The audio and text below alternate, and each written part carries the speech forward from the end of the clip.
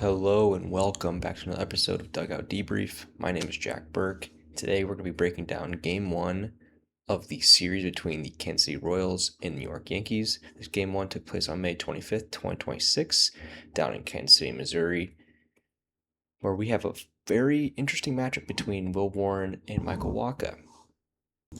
So, in this breakdown, I wanted to do something a little bit different and kind of really dive into what is kind of making these pitchers succeed this year because they have been pitching very well for their respective teams this year. And first of all, I'll just highlight what they did in the game. Michael Wacha goes 7 innings pitched, 5 hits, 2 earned runs, 2 walks, and 5 strikeouts. Will Warren goes 6 innings pitched, 3 hits, 2 earned runs, 3 walks, and 3 strikeouts. Both pretty respective starts. Really cool to see Michael Wacha still throwing well in this league. He's 34 years old and been kind of bouncing around from team to team over the last few years, but he lets up 2 runs kind of early on in the game and then goes 5 scoreless. So happy to see him get back into his groove and really continue to pitch well. Michael Wacha, his May stats have been phenomenal. ERA just above a 2 at 2.18. His WHIP sitting at a .91, and really curious how he's able to kind of still pitch well later into his years. A lot of his former year, like last couple years at least, he's kind of experimenting with all different types of pitch mixes, and I thought that was really interesting that he's kind of moved away from the changeup. In 2023, that was his leading pitch, and in 2024 as well, at 34% and 32% in those respective years. But then he's kind of transitioned into throwing the four-seam fastball a lot more as of recently. But in both those cases, the percentage of his leading pitch has gone down to 29% and 27% for his four-seam fastball in the last 2 years, leaning more on his kind of breaking stuff to get those chase and whiff percentage values up, which is kind of something that's hard to do, especially for a guy that's not throwing that hard and his breaking stuff isn't as good. Spin rates aren't as good when you get older, and so it's interesting to see that his zone percentage, like our out of zone percentage on pitches, is back above 50%, which hasn't happened since 2019. But his out of zone swing percentage for hitters is the highest it's been since 2019. So it's cool to see him still playing really well for this Royals team when they really need a lot of help on this rotation. Heading into this game, I thought that could have been a problem for Michael Wacha just because the Yankees' chase percentage on pitches out of the zone is almost 3 ticks below the league average. So it didn't prove to be that much of a problem, and he was able to keep the balls in the strike zone. He did still end up having 2 walks, but for a guy of his caliber, I don't see much of a problem with that, and he's still dealing. Kind of moving on to Will Warren stuff now. In May, he's rocking a 4.67 ERA and a 1.19 WHIP, which isn't that bad, but the ERA is concerning. I think he had a bad start against the Rangers, and that kind of is teetering this kind of stat as a whole. He gave up 6 when they went to Texas earlier on in the month.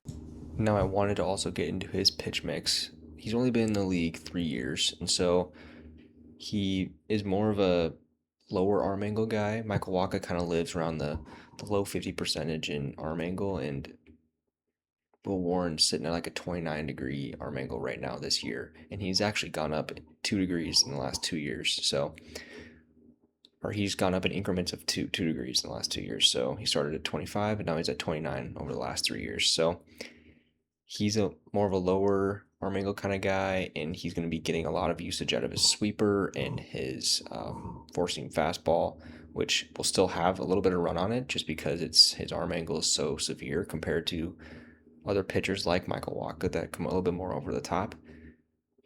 But we've seen an uptick in him using his four-seam fastball the last 2 years. When he had 33 starts last year, that was his kind of go-to pitch, throwing it over 44% of the time. And so I think that's been a testament to him pitching a lot better. Obviously, his month of May isn't nearly been that good, but I think we'll see him get back on track here in the next few starts because I think this New York schedule kind of clears out a little bit. But his barrel percentage is at an all-time low at 6.2%, where hitters averaged almost 11.5% in the last previous years. So seeing that barrel percentage is coming down and down, and his walk rate, strikeout rate have been much better, above league average in both those respective stats. He's a real dude in this rotation, and the Yankees kind of struck gold with this guy. So, kind of transitioning to the other side of the plate, to some Yankee catchers. I saw on social media, just kind of breezed over it, but historically, they have some of the best offensive numbers at a stadium per position. So, like, it's like the best a position has hit at a respective stadium, like all time in the major leagues. And this is just all for all Yankee catchers. And we see it in game one with JC Escara.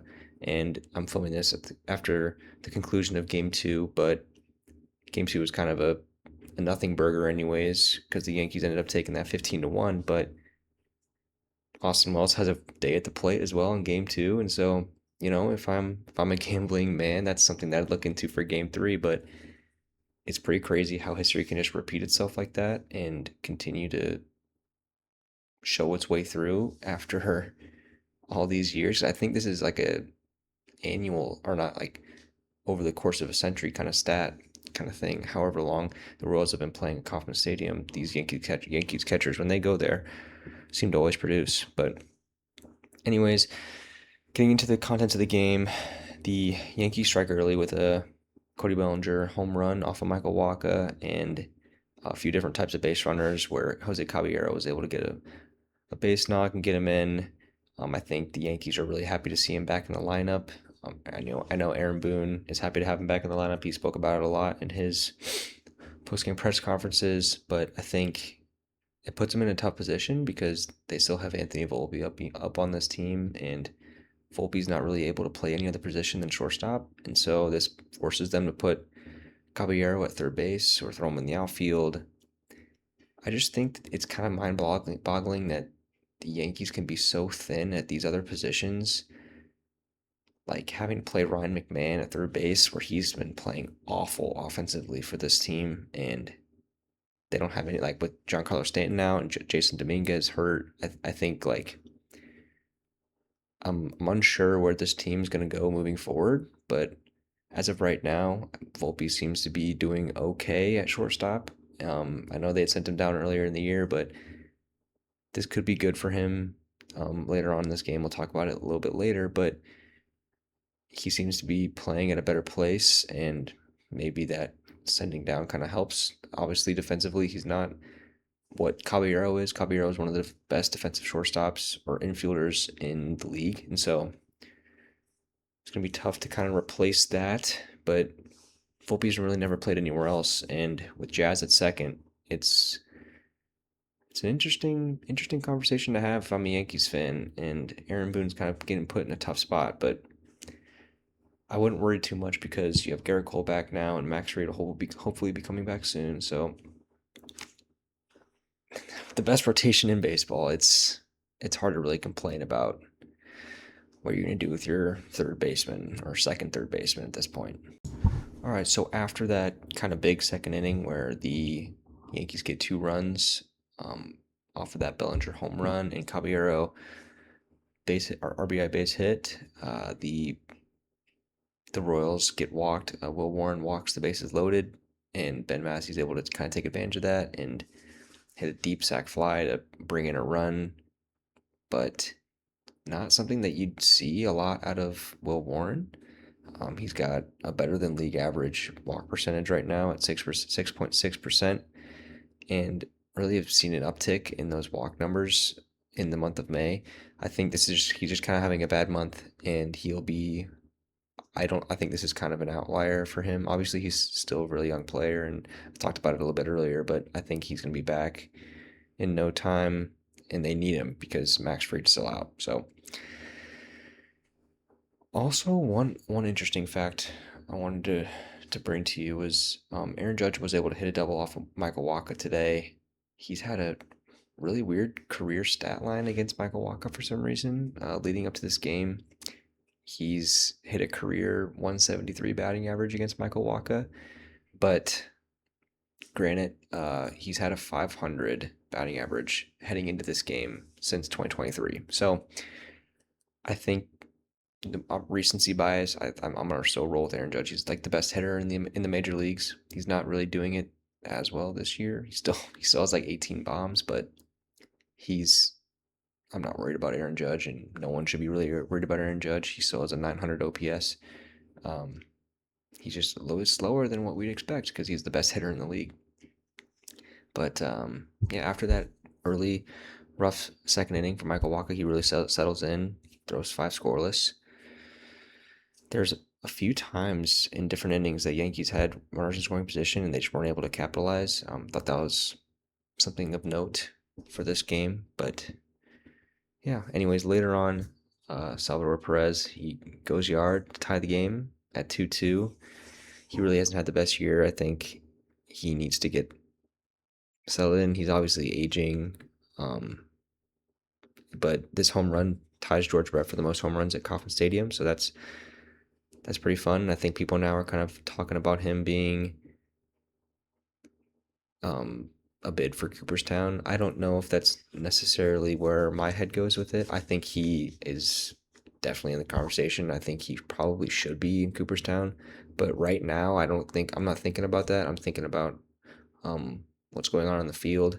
And it's not great right now, but he's been super awesome for this Royals organization all these years. So yeah, and then now moving into the bottom of the 8th, where Bobby Witt hits what he thought was going to be his go-ahead game winner for the Royals, which was a bomb, by the way. Hung an off speed right over the bottom half of the plate and just crushed it to left field. He's an awesome player. Can't really say much about him. He had some really nice plays at shortstop, and I think he's always going to be a guy for this Royals organization over time.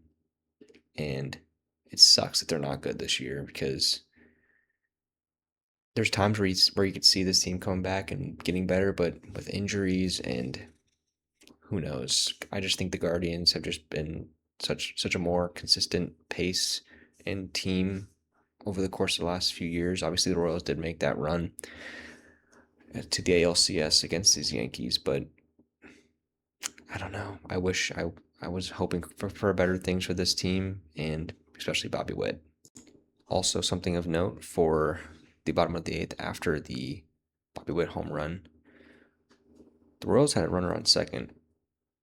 Bottom of the 8th, no outs, and they could not get him across the plate. Salvador Perez actually came up to the plate with no outs.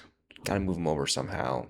Bunted to the right side, something, get him over somehow, just so you can get him in scoring position. But 2 straight strikeouts, and then a ground out to third base, kind of ends that inning.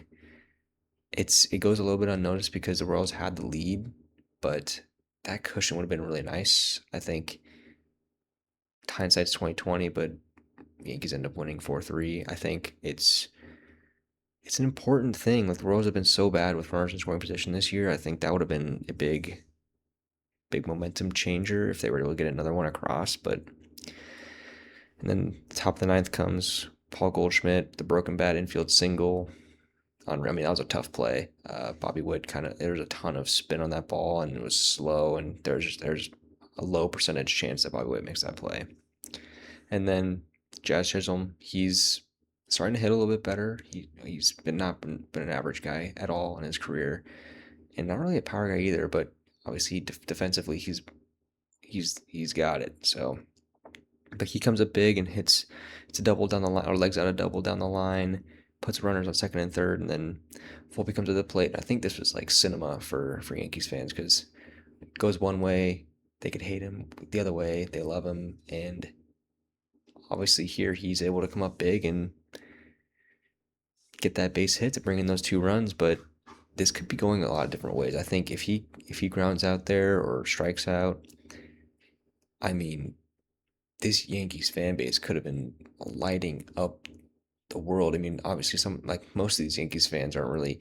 I don't want to say they're not paying attention, but the Knicks in this finals run has been crazy. But I don't know. There's just been so many conversations about this Volpe guy, and he's able to come up big and kind of make a big momentum shift for this Yankees squad down in Kansas City because they had a really big day offensively in Game Two, and so I think that really helped them get things back on track offensively. And whenever you go, whenever you have a ton of runs on Cam Schlitter Day in Game Two, I think it's a recipe for success. But anyways, Yankees take Game One in a thriller comeback, 4-3 at Kauffman Stadium on Memorial Day. Obviously, would have liked to see the Royals get a win there, but I think that comeback was pretty crazy, and it had some storylines with Volpe at the plate, and he's able to come up big. So that's gonna pretty much do it for this episode of Dugout Debrief. I thought this game had some interesting storylines, like I had said, and I I also wanted to point out those catcher stats with Yankee catchers playing in Kauffman Stadium, and I don't know. I thought the interesting mix on those pitch sets for these different pitchers kind of shows how these pitchers evolve from season to season. They're not all going out there kind of the same year by year and always trying to adjust. I think that's definitely a big part of the majors. No one's really trying to stay stagnant. So yeah, if you guys have any types of feedback, ideas, please let me know down below. And thank you for listening.